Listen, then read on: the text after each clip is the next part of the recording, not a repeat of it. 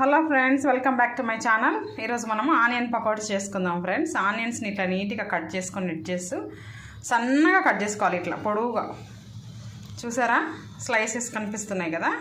So ఇట్లా ఈ విధంగా పొడవుగా కట్ చేసుకోవాలి, అడ్డంగా కట్ చేసుకోకూడదు, సన్నటి ముక్కలు కూడా కట్ చేసుకోకూడదు. సో ఈ విధంగా కట్ చేసుకోవాలి ఫ్రెండ్స్. మనము 1 కేజీ ఆనియన్ తీసుకున్నాను నేను. సో కేజీ ఆనియన్స్ తోటి ఈరోజు మనం పకోడీ చేసుకుందాం. ప్రాసెస్ చూద్దాం ఫ్రెండ్స్. చూడండి ఫ్రెండ్స్, శనగపిండి వేసాను. ఈ శనగపిండి కాకుండా కొంచెం బియ్యం పిండి వేసుకోవాలి ఫ్రెండ్స్. 2 కలిపితేనే బాగా టేస్ట్ ఉంటుంది ఆనియన్ పకోడాకి. తర్వాత 1 స్పూన్ మాత్రం అల్లం వెల్లుల్లి పేస్ట్ వేయాలి.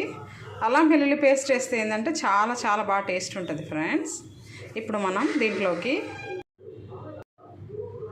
అలాగే 1 స్పూను కారం ఫ్రెండ్స్. మీకు కారం ఎంత కావాలో అంత వేసుకోండి. కొంతమంది పచ్చిమిర్చి కూడా వేసుకోవచ్చు. నేను పిల్లల కోసం చేస్తున్న కారం కొంచెం తగ్గిస్తున్నాను. అలాగే సాల్ట్, 1 స్పూన్ సాల్ట్ వేస్తున్నాను ఫ్రెండ్స్. ఇప్పుడు వీటన్నిటిని మనం బాగా మిక్స్ చేసుకుందాం.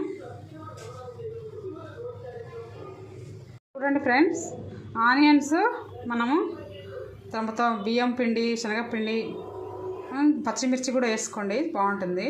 నేనైతే కారము, ఉప్పు అవన్నీ కలిపి చక్కగా మంచిగా కలుపుకున్నాను. ఒక 10 మినిట్స్ ఇట్లా ఒక హాఫ్ అన్ అవర్ వదిలేస్తే మంచిగా ఉంటుంది.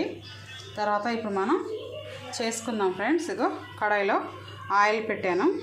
ఇప్పుడు మనం దీన్ని వేడి చేసుకున్నాక వేసుకుందాం.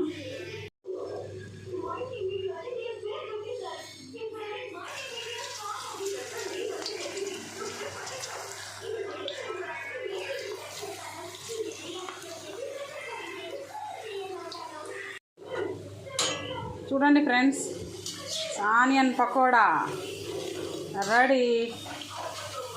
నా పిల్లలు అయితే మస్తు తింటున్నారు. ఎంత టేస్టీగా అంటే అంత టేస్టీగా వచ్చినాయి.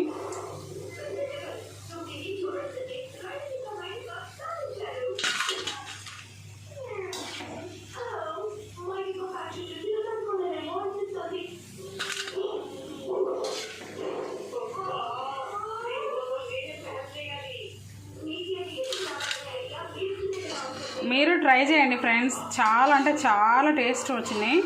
మీరు ఈ విధంగా ట్రై చేస్తే బాగా టేస్ట్ ఉంటాయి. మీకు నచ్చినట్లయితే ఒక్క లైక్ చేయండి friends. Thank you for watching. ఈ వర్షాకాలంలో వేడి వేడి పకోడా తింటే సూపర్ ఉంది. మీరు ట్రై చేయండి. Thank you.